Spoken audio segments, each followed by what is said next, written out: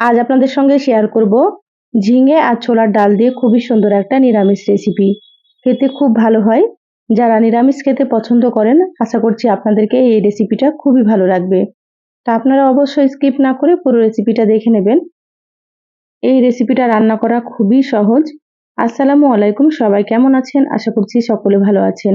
আবারও একটা নতুন রেসিপি নিয়ে আপনাদের মাঝে চলে আসলাম। তো চলুন কথা না বাড়িয়ে রেসিপি শুরু করি। এখানে দেখুন ঝিঙে কেটে নিয়েছি। তো এখানে আমি প্রায় 400 গ্রাম মতো ঝিঙে কেটে নিয়েছি। আপনারা কিন্তু ঝিঙেগুলো এভাবে ছোট ছোট করে কেটে নেবেন। আর এই রেসিপির জন্য ঝিঙেগুলো একটু কচি দেখে নেওয়ার চেষ্টা করবেন। তাতে করে রেসিপিটা খেতে খুবই ভালো লাগবে। তো এখানে দেখুন গ্যাস অন করে কড়াই দিয়ে দিলাম। কড়াই দিয়ে দিলাম আমি 1.5 টেবিল চামচ মতো সর্ষের তেল। তো রান্নাটা সর্ষের তেলে বেশি ভালো লাগবে, আপনারা কিন্তু সর্ষের তেলে রান্না করবেন। তেলটা গরম করে নিয়েছি। এবার দিয়ে দিচ্ছি হাফ চা চামচ গোটা জিরা। এবার এখানে জিরাটাকে একটু ভেজে নিতে হবে। এভাবে নেড়েচেড়ে 1 মিনিট মতো ভেজে নিচ্ছি হালকা একটু লালচে করে। জিরাগুলো ভাজা হয়ে গিয়েছে। এবার এখানে দিয়ে দিচ্ছি কেটে রাখা ঝিঙে।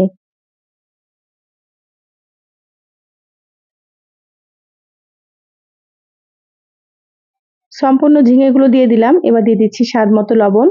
তো এখানে আমি 1 চা চামচ লবণ দিয়ে দিলাম। এবার দিয়ে দিচ্ছি সামান্য একটু হলুদ গুঁড়ো। এবার ঝিঙেগুলোকে একটু নেড়েচেড়ে ভেজে নেব। হালকা করে একটু ভেজে নিলে খেতে ভালো লাগে। এই পর্যায়ে কিন্তু আমি গ্যাসের আঁচটা হাই হিটে করে দিলাম। হাই হিটে রেখে একটু ভেজে নেব। আপনারা তো ঝিঙের রেসিপি অনেক রকম খেয়েছেন, তো এই রেসিপিটা একবার খেয়ে দেখবেন। গরমে এই রেসিপিটা খেতে কিন্তু ভীষণ ভালো লাগবে। কম মশলায় রান্নাটা হয়ে যায়। এখানে আমি দিয়ে দিলাম টমেটো কুচি। এখানে একটা মিডিয়াম সাইজের টমেটো ছোট ছোট করে কুচি করে নিয়েছি। টমেটো দিলে রেসিপিটা খেতে আরো বেশি ভালো লাগে। যদি আপনাদের হাতের কাছে থাকে তাহলে দিয়ে দেবেন, যদি না থাকে না দিলেও হবে। টমেটো দেওয়ার পরে আবারও খুব ভালোভাবে একটু ভেজে নিচ্ছি। ঝিঙে থেকে দেখুন অনেকটাই পানি ছেড়েছে। এই পানিটাকে একটু শুকনো করে নেব। তো যারা আমার রেসিপিটা নতুন দেখছেন, প্লিজ চ্যানেলটা সাবস্ক্রাইব করে চ্যানেলের সাথেই থাকবেন। আর যারা ফেসবুক পেজ থেকে ভিডিওটি দেখছেন, একটা লাইক দিয়ে পেজটা ফলো করে রাখবেন। তাতে করে আমি যখনই ভিডিও আপলোড করব, আপনারা সবার প্রথমে নোটিফিকেশন পেয়ে যাবেন। দেখুন ঝিঙেগুলো খুব ভালো মতো নরম হয়ে গিয়েছে। আর পানিটা কিন্তু অনেকটাই শুকনো শুকনো হয়ে গিয়েছে। দেখেই বুঝতে পারছেন। এবার এখানে দিয়ে দিচ্ছি 1 চা চামচ মতো আদা বাটা। দিয়ে দিচ্ছি 1 চা চামচ জিরা গুঁড়ো। হাফ চা চামচ দিয়ে দিলাম ধনিয়া গুঁড়ো। মশলাগুলো খুব ভালোভাবে একটু মিশিয়ে নেব। মশলাগুলো ঝিঙের সঙ্গে খুব ভালোভাবে মিশিয়ে নিচ্ছি। 2 থেকে 3 মিনিট মতো একটু কষিয়ে নিতে হবে, তাতে করে আদার কাঁচা গন্ধটা চলে যাবে।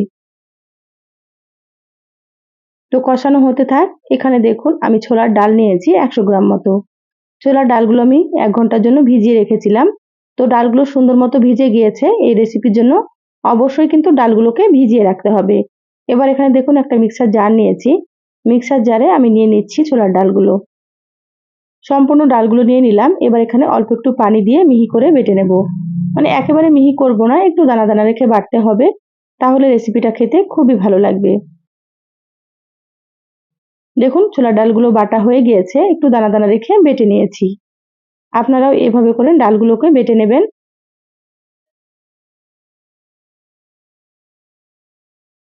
এবার একটা মিক্সিং বলে ডাল বাটাটা নিয়ে নিচ্ছি।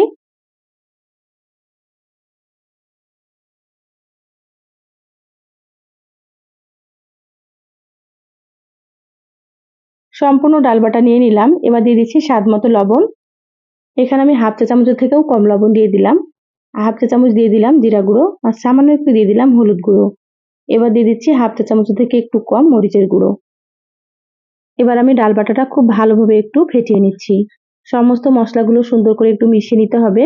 আর এইভাবে একটু ফেটিয়ে নিলে রেসিপিটা খেতে খুবই ভালো হবে। তা আপনারা এইভাবে করে হাত দিয়ে একটু সুন্দর করে ফেটিয়ে নেবেন।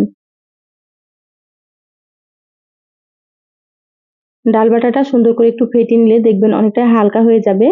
দেখুন সুন্দর করে ফেটানো হয়ে গিয়েছে। এবার সাইডে রেখে দিলাম।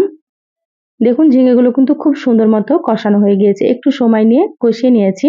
আর মাঝে মাঝে কিন্তু একটু নেড়েচেড়ে নিয়েছি। আপনারাও সুন্দর করে একটু নেড়েচেড়ে কষিয়ে নেবেন। এবার আমি এখানে দিয়ে দিচ্ছি পরিমাণ মতো পানি। তো এখানে গরম পানি দিয়ে দিতে হবে। তো এখানে আমি ফুটন্ত গরম পানি দিয়ে দিলাম। প্রায় 2 কাপ মতো পানি দিয়েছি। খুব ভালোভাবে মিশিয়ে নিচ্ছি। আর গরম পানি দিলেই কিন্তু রেসিপিটা খেতে খুব ভালো হবে। অবশ্যই আপনারা পানিটা গরম করে দিয়ে দেবেন। দেখুন ঝোলটা ফুটে গিয়েছে। এবার আমি ডাল বাটাটা অল্প অল্প করে নিয়ে বড়ার মতো করে দিয়ে দিচ্ছি। এখানে আপনারা আপনাদের পছন্দ মতো সাইজ করে তৈরি করে নেবেন। তো আমি এখানে ছোট ছোট করে দিয়ে দিচ্ছি। আর এই পর্যায়ে কিন্তু গ্যাসের আঁচটা একেবারে মিডিয়ামে রাখতে হবে, হাই হিটে কিন্তু রাখা যাবে না। মিডিয়ামে রেখে বড়াগুলোকে দিয়ে দিতে হবে। আর এই কাঁচা বড়াটা খেতে যে এত মজা হয়, আপনারা একবার তৈরি করে না খেলে বুঝতেই পারবেন না। তো অবশ্যই এই রেসিপিটা একবার হলেও কিন্তু রান্না করে আপনারা খেয়ে দেখবেন আমার রেসিপিটা ফলো করে।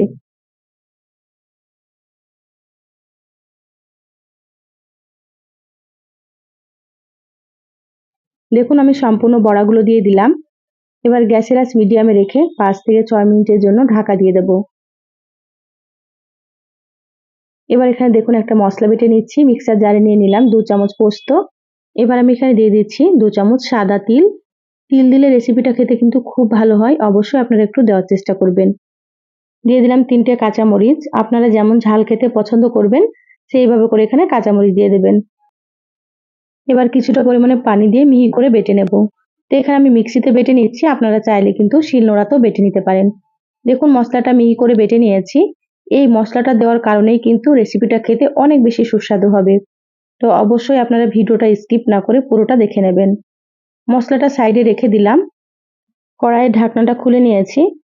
দেখুন বড়াগুলো কিন্তু খুব সুন্দর হয়েছে, একটাও কিন্তু ভেঙে যায়নি। আপনাদেরকে দেখিয়ে দিচ্ছি দেখুন।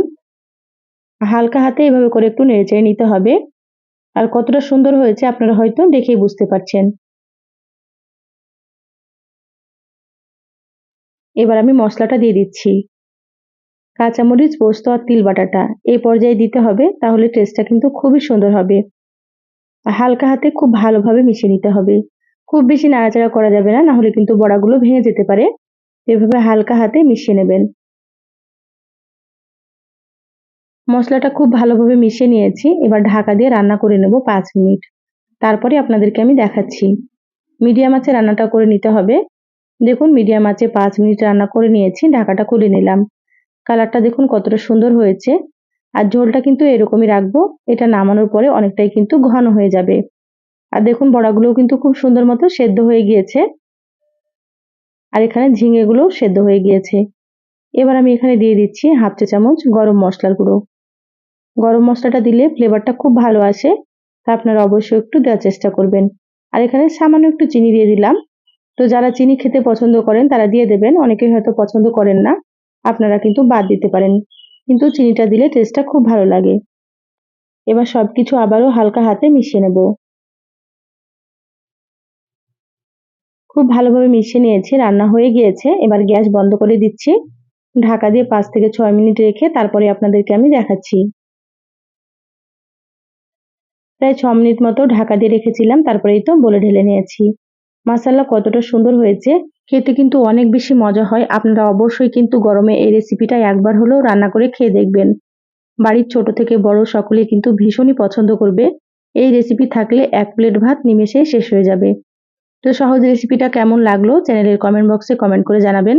ভালো লাগলে একটা লাইক দিয়ে ভিডিওটা শেয়ার করে দিবেন। সবাই ভালো থাকবেন, সুস্থ থাকবেন। ধন্যবাদ সবাইকে। আল্লাহ হাফেজ।